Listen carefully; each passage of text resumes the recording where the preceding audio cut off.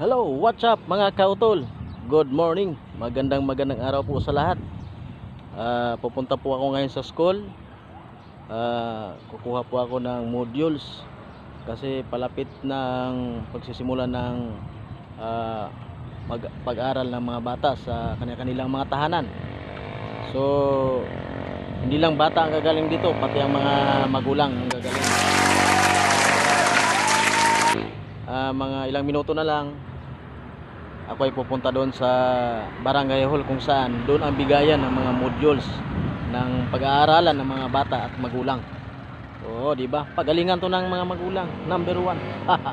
Okay. Okay mga kautol, kumusta po kayong lahat diyan?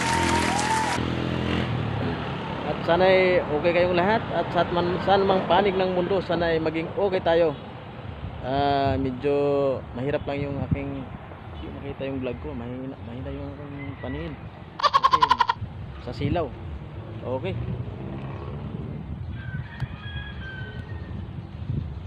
Ayan mga kautol,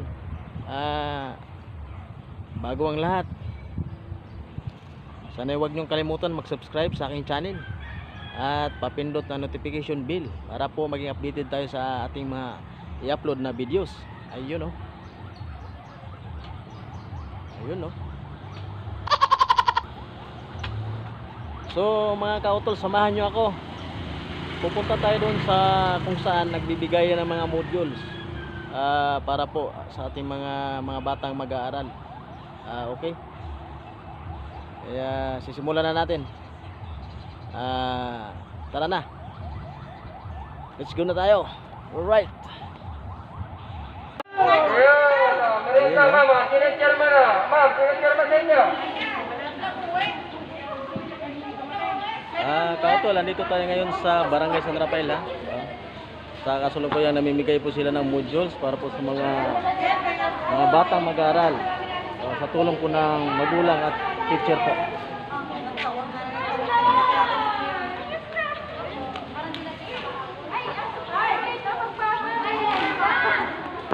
Nabili yung aking camera.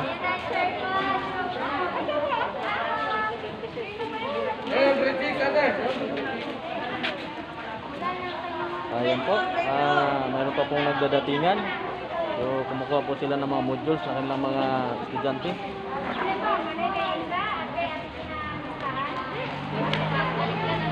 Ano kapatid, hanggang grade 6 na to, ano? Grade 6. Grade 1 hanggang grade 6? Kinder. Mula kinder hanggang grade 6 po, dito po ang bigayan sa barangay namin sa San Rafael. Ayan po.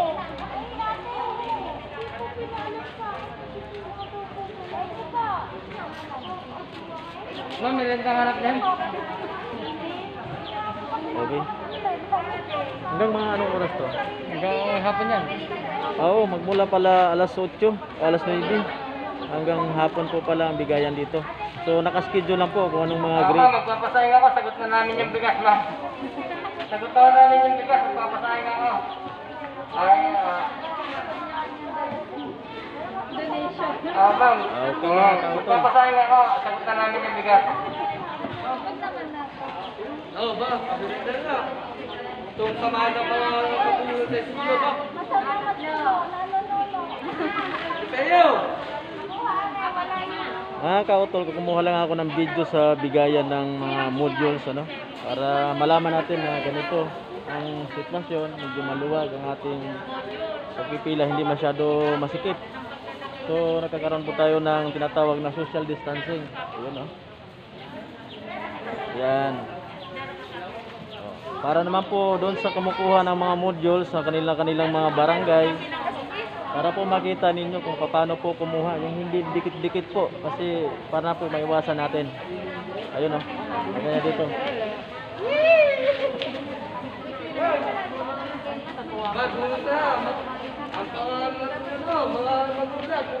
Kung ako'y makatakunan na sa natin. Bubunutin na daw. Bigyan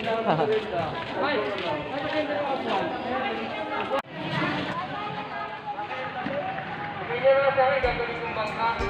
Ma'am, pag naubusan naman, bigyan nyo na sa akin, gagawin kong bangka.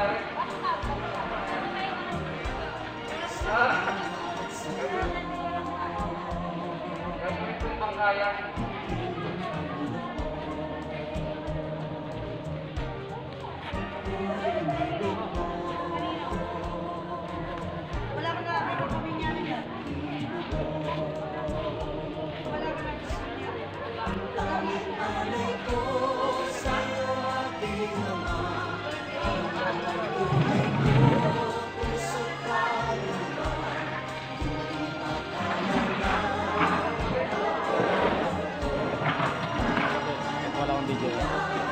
Nagbablog ako. Oo, sige. Nagbablog natin. Anong grade mo kayo? Anong grade? Sinyas lang, grade 5, doon na sa dulo. Ikaw, anong grade mo? Sinyas. Grade 6, anong grade 6? Sino eh? Oh, yan, grade 6. Yun, isa lang ako blue. Ikaw, anong grade mo? Grade 6, yun, doon. Yan, doon, isa lang ako blue. Grade 6.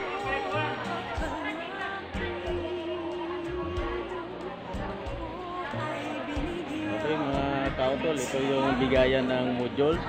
Dito po tayo sa Barangay San Rafael sa Santo Tomas City, lalawigan po ng Batangas. Dito po yung kawanin ng ating mga barangay official, kasama po ng mga teacher para po ipamahagi sa mga magulang ang modules para sa mga bata na pag-aaralan sa bahay. So, hindi naman tayo ganun kadami. May social distancing naman ang nangyayari dito. So, okay naman ang bigayan.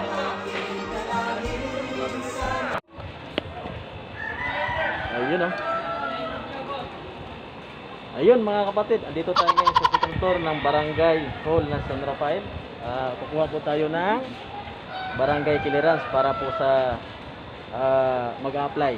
Ano? Ay, natawag mo kay Madam yung isa pa daw nagpapalagay. So, kumuha ako ng modules, tapos sinabay ko na rin para isang lakad na. Kasi babalik-balik pa tayo rito, eh may pasok po. May pasok po tayo mga kautol. Ma'am, anong company kayo, ma'am? Anong company kayo? Nag-apply kayo?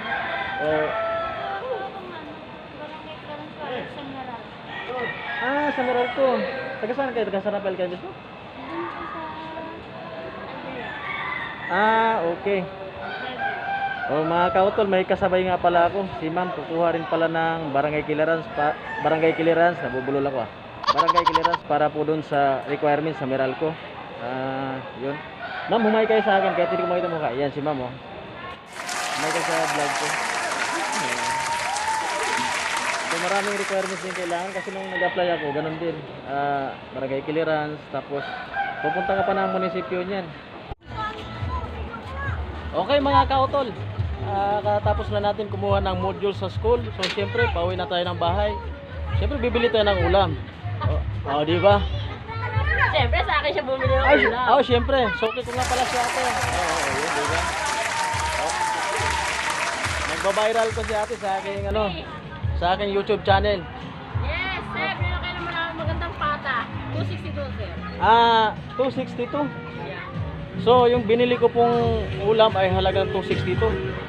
Babayaran naman po natin kasi lulutuin na para kakainan na tayo mga kautol. I will change to 38. 38. Mayroon pa tayong pambili ng bigas. Di ba?